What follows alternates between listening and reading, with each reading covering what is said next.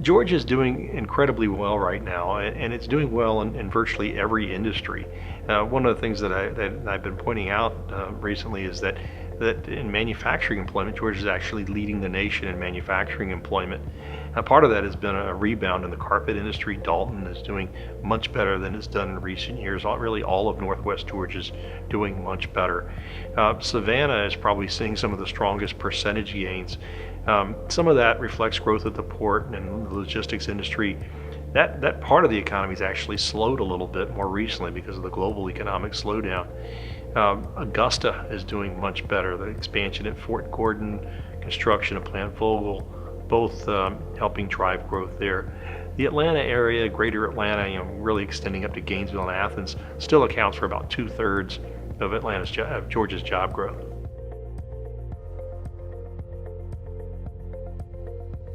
Well, it varies by market, and Atlanta is in a little bit of a unique space in that the payments processing industry has always been a big employer in Atlanta. It's a key industry in Atlanta, and that area is doing very well. And internet security, health management software, all of those things are critically important. There seems to be a little coalescing around those industries. There's been a big effort to bring those jobs back into Midtown Atlanta. It's paying off in a big way. When you get outside of Atlanta, the mix varies quite a bit. You get into the Raleigh area, it's a lot of cloud-based applications, big data. It's a greater mix. It's kind of more of your traditional tech as to what you'd see in Austin or San Francisco, meaning it's a little bit of everything.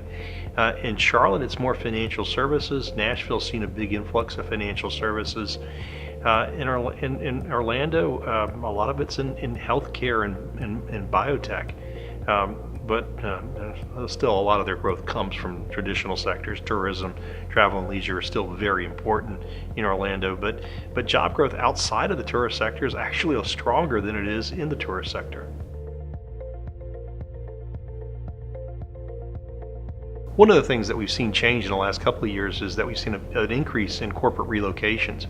That was missing earlier in the recovery, mainly because for a lot of businesses, they really didn't want to get up and leave at a time where their employees might have trouble selling their homes. And that's become less of an issue, and so we're seeing an increase in corporate relocations.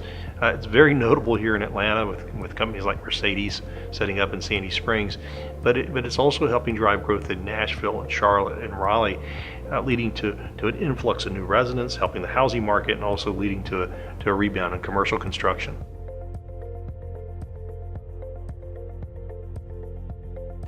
We're pretty advanced in this business cycle. It's been 7 years since the last recession. The longest we've ever gone between recessions is 10 years. That doesn't mean that a recession is right around the corner, but we're probably closer to a recession now than we've been in quite some time. So what I think that means for businesses is that we need to do a good job of cautioning people from taking excessive risk. The risk-reward relationship's different at this point in the business cycle than it was a few years ago. And I think that's probably the most important message that folks can get across to their business customers.